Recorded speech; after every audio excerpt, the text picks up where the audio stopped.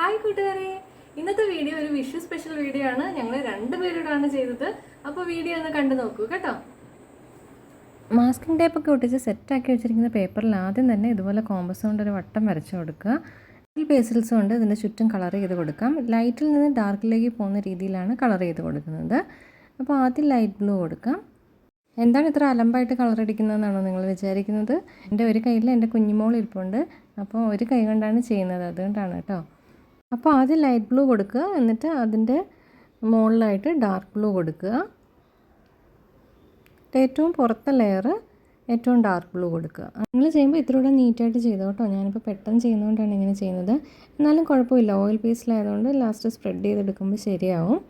അപ്പം മുകളിലത്തെ ലെയർ കഴിഞ്ഞ് ഇനി താഴെ നമുക്ക് ഒരു മൈതാനം വരയ്ക്കാനുണ്ട്. അപ്പോൾ അതിന് വേണ്ടിയിട്ട് ആദ്യം യെല്ലോ കളറ്, പിന്നെ അതിൻ്റെ താഴെ ലൈറ്റ് ഗ്രീൻ, പിന്നെ ഏറ്റവും താഴെയായിട്ട് ഡാർക്ക് ഗ്രീൻ, അങ്ങനെ നമ്മൾ ചെയ്ത് കൊടുക്കുന്നുണ്ട്. ഇനി ഏറ്റവും താഴത്തെ ലെയറായിട്ട് ഏറ്റവും മുകളിൽ കൊടുത്ത ഡാർക്ക് ബ്ലൂ കൂടെ ഒന്ന് കൊടുക്കാവുന്നതാണ്. ഇനി നമുക്ക് വിട്ടുപോയ പോർഷനൊക്കെ ഒന്ന് ഫില്ല് ചെയ്ത് കൊടുക്കാം.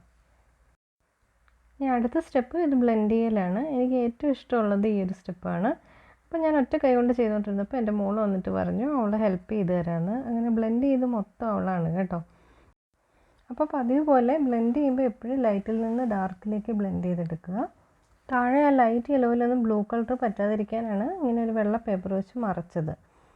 യെല്ലോയുടെ പുറത്ത് ബ്ലൂ പറ്റിക്കഴിഞ്ഞാലും പിന്നെ ഇച്ചിരി ബുദ്ധിമുട്ടായിരിക്കും. നമുക്കാണെങ്കിൽ ആ പോർഷൻ ഇച്ചിരി ഹൈലൈറ്റ് ചെയ്ത് വേണം താനും. ഇനിയിപ്പോൾ നമുക്ക് താഴത്തെ പോർഷനോടെ ഇതുപോലെ ബ്ലെൻഡ് ചെയ്തെടുക്കാം. ഈ വൈറ്റ് പോർഷൻ ഇട്ടിരിക്കുന്നത് മൂണാണ് കേട്ടോ.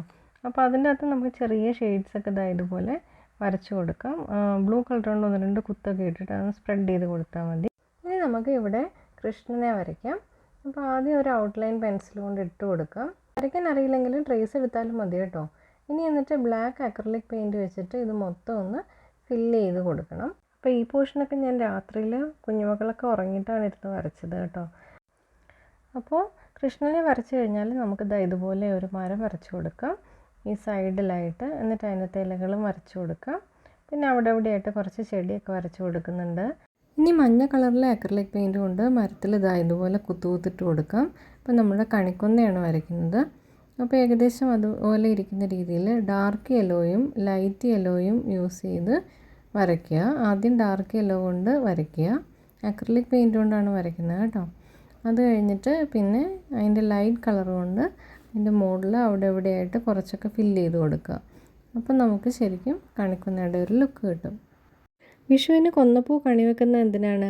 അതുപോലെ കൃഷ്ണനും കൊന്നപ്പൂവും തമ്മിൽ എന്തെങ്കിലും ബന്ധമുണ്ടോ പുരാണങ്ങളിൽ? ഇതിനെപ്പറ്റി എന്തെങ്കിലും അറിയാവുന്നവരുണ്ടെങ്കിൽ കമൻറ്റ് ചെയ്യണേ. മരം നിറയെ പൂവായതുകൊണ്ട് താഴെയൊക്കെ അവിടെ എവിടെയായിട്ട് കുറച്ച് കുറച്ച് പൂക്കൾ പൊഴിഞ്ഞ് കിടക്കുന്ന പോലെയും അതുപോലെ കുറച്ച് പൂ ഇങ്ങനെ പൊഴിഞ്ഞ് വീഴുന്ന പോലെയൊക്കെ വരച്ചു കൊടുക്കുക. പിന്നെ ബാക്കി ചെടിയിലൊക്കെ പല കളറിലെ പൂക്കൾ ഇതുപോലെ ഇഷ്ടത്തിനനുസരിച്ച് വരച്ചു കൊടുക്കുക. പിന്നെ ചെടിയിലൊക്കെ കുറച്ച് ഗ്രീൻ കളർ കൊണ്ട് ഹൈലൈറ്റ് ചെയ്താൽ നല്ലതായിരിക്കും. അപ്പോൾ ഇത്രയൊക്കെ വരച്ചു കഴിഞ്ഞാൽ നമ്മുടെ ചിത്രം ഏകദേശം കംപ്ലീറ്റ് ആയിട്ടുണ്ട്. ഇനി നിങ്ങൾക്ക് ഇഷ്ടമുള്ള പോലെ ഇതിനകത്ത് പുതിയ പുതിയ കാര്യങ്ങളൊക്കെ ആഡ് ചെയ്തെടുക്കാം. ഞാൻ അവസാനം ഇവിടെ 2 കിളീനെ വരച്ചു കൊടുക്കുന്നുണ്ട്. അപ്പോൾ വളരെ ഈസി ആയിട്ട് ചെയ്തെടുക്കാൻ പറ്റുന്ന ഒരു വിഷു ചിത്രമല്ലേ ഇത്. വിഷുവിന് മാത്രമല്ല എപ്പോൾ വേണമെങ്കിലും നമുക്ക് വരച്ച് ഫ്രെയിം ചെയ്ത് സൂക്ഷിക്കാൻ പറ്റുന്ന ഒരു ചിത്രമാണിത്. അപ്പോൾ എല്ലാ കൂട്ടുകാരും ട്രൈ ചെയ്ത് നോക്കുക. അപ്പോൾ നിങ്ങൾ ചെയ്യുന്ന വർക്ക് എനിക്കൊന്ന് അയച്ചു തന്നാൽ എനിക്കത് കാണുമ്പോൾ ഭയങ്കര സന്തോഷമായിരിക്കും. എൻ്റെ ഇൻസ്റ്റഗ്രാം പേജ് ഞാൻ ഡിസ്ക്രിപ്ഷൻ ബോക്സിൽ കൊടുക്കാം, അവിടെ അയച്ചു തന്നാൽ മതി. അപ്പോൾ നമ്മുടെ എല്ലാ പ്രിയപ്പെട്ട കൂട്ടുകാർക്കും വിഷു ആശംസകൾ നേരുന്നു. വീഡിയോ ഇഷ്ടമായെങ്കിൽ ലൈക്ക് ചെയ്യാനും അതുപോലെ തന്നെ ചാനലൊന്ന് സബ്സ്ക്രൈബ് ചെയ്യാനും മറക്കരുത്. ഇതുപോലെ ബ്രൈറ്റ് ബാക്ക്ഗ്രൗണ്ടിൽ ബ്ലാക്ക് കൊണ്ട് ഡീറ്റെയിൽ ചെയ്തെടുക്കുന്ന ചിത്രങ്ങൾക്ക് സിൽ ഔട്ട് പെയിൻറ്റിങ്സ് എന്നാണ് പറയുന്നത്. ആദ്യമായിട്ട് പടം വരയ്ക്കാൻ തുടങ്ങുന്ന എല്ലാ കൂട്ടുകാർക്കും ചെയ്ത് നോക്കാൻ പറ്റുന്ന ഒരു ടെക്നിക്കാണിത്. കാരണം ഇതിൻ്റെ അകത്ത് ഷെയ്ഡിങ് ഒക്കെ വളരെ കുറച്ചേ വരുന്നുള്ളൂ. അപ്പോൾ എല്ലാ കൂട്ടുകാരും ട്രൈ ചെയ്ത് നോക്കുക.